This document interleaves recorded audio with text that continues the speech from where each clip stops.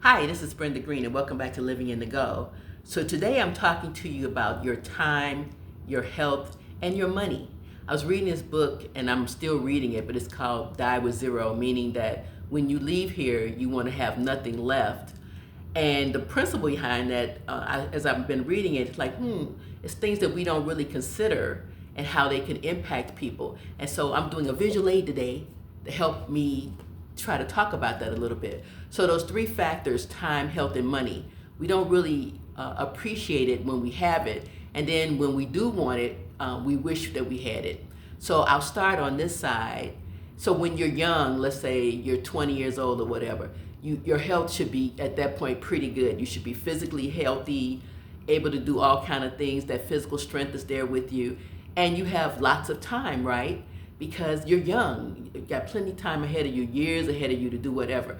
But your money is small because maybe you got a job and maybe you just started working. You're not making anything. You might even be still living with your mom, or you might be in college or whatever. So money is short. So the next phase of your life, after like maybe around the ages of 31 to 60, is right here in this middle part, and that's the time and the health. So your time is pretty much even with your money, right? Because you're making good money at that point. You might have a home, cars, and all of that. You have children, maybe you're raising them and sending them to college or whatever. But if you see that health line, it's gotten a little shorter, meaning that we might not be in as best shape as we can be, and we're not considering what we need to do to make that work for us. And then this last one is ages from 61 on up. And so you see here, our health is very short at that point. We have plenty of money because we've gotten older. We've had time to accumulate it. And we got time, but the time now is because we're, let's say, retired. So maybe from 61 to 90, we got 30 years to do whatever. But our health is short. So what kind of shape are we going to be in? And I was thinking about some examples of that and how to use that, because let's say you want to go to Vegas and you're 20 years old. You want to go great, have a good time, but you wouldn't enjoy it as much because you don't have any money, right? But if you go to Vegas when you're 30, you still got good health, you can do fun things, you can be excited, be with your friends, and you got a little more money to do it. So if you think about examples of what you're doing in life, and if you save, and I encourage you to save, but if you save for so many years, and then you get to be 70 years old, now you want to go do some fun things, your health might not be that great. So this book talks about dying with zero, meaning that have some experiences before it's too late. So if you're making good money and you're in your 50s and you're good health and whatever, don't feel like you have to wait until you're 65 or retired to go have a great experience.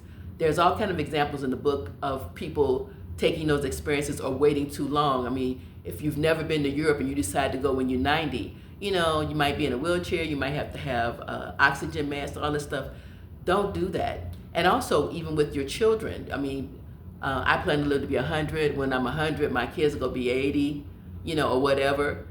Well, they should have their own money at that point, so they won't be getting they'll get money from me because I'll have money left. However, it won't be enjoyable for them when they really needed it. Maybe when they were first buying a home, if I had gave them money for that, or a car, those kind of things, to appreciate the money before that. So this is what it talks about. You can die with zero, but live your life along the way. And I'm certainly not saying not save. You need to save because retirement is coming.